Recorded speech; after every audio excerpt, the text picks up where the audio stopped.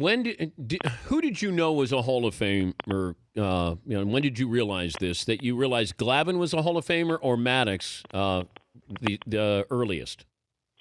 If I'm expressing that, Yeah, that's a great question. I mean, I was with Tommy forever, and I'll be honest, I don't think he would say the same thing. When I joined Tommy in the Atlanta Braves, he lost 17 games, and I went, "This guy's the future."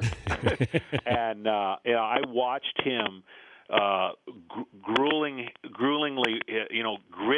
pitch his way into the Hall of Fame with less than eye-popping stuff. This guy was a warrior on the mound. You couldn't tell if he was happy or sad, which really kind of made his stoic personality the reason why he always put his team in a chance to win. Now, Greg came in and set a standard that was just ridiculous, a 4-year period, 5-year period. I mean, you could say that based on those quick 4-year Cy Youngs, you were like, this guy's a Hall of Famer.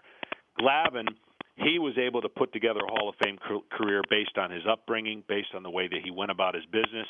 He didn't give in. He fed off the ego of the hitter, and he was relentless. And he wouldn't necessarily say that by looking at him, but he was relentless. And so the question would be probably Greg first, but Tom was not that far behind. Give me a Maddux story we haven't heard, and not the towel one.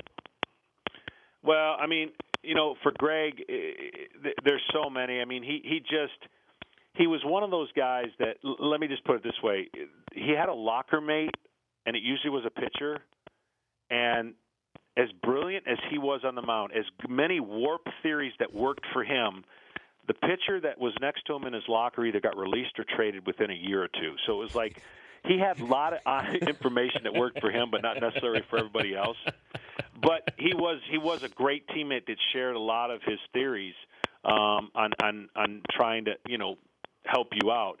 For Greg, he's a dork off the field. He's not the professor. He loves what he does as far as nobody knows who he is walking around the mall or the city that he lives in. But he pranked guys all the time. Yeah, he intentionally, played it off like, look, he's a bad interview and don't interview me, leave me alone type thing. He's calculated to the T. There's nobody you'll ever meet more calculated, whether it's a card game, a golf game, or pitching, than Greg was. And I'll tell you this, if you did something outside of the rules of what you were supposed to do, it ticked him off. If you played away in cards that you weren't supposed to, he would tell you why you were wrong and why you should have played it. Meanwhile, that person beat you, and he didn't like that. Same thing when a hitter would hit something that they weren't supposed to hit. So he had an interesting mind. He was a great teammate. We had a lot of fun. But it's funny how, because he was a great pitcher, everyone thought because he wore glasses, he was this professor and could answer every crossword puzzle, and he was a great golfer and all this. That's the stuff we'll have to live with. Going, yeah, right. Were you there when he got excited on the mound? Oh yeah, that embarrassing moment. Yeah, he look. If there was a rating, PG-13 doesn't even come close. Okay, but he corked his batter. I mean, he was on the mound, and he was excited. Yeah, I think that more happened when Mark Grace and the Chicago Cubs, when those two got together. But Greg was definitely one of those guys that. But he got excited on the mound, John. How does that happen during a game that Maddux is actually noticeably excited? Well, like I said, you can expect the unexpected with Greg, and I told you this before, and just in case you guys are ever in a place where you have rented a car and you're giving him a ride, don't do it.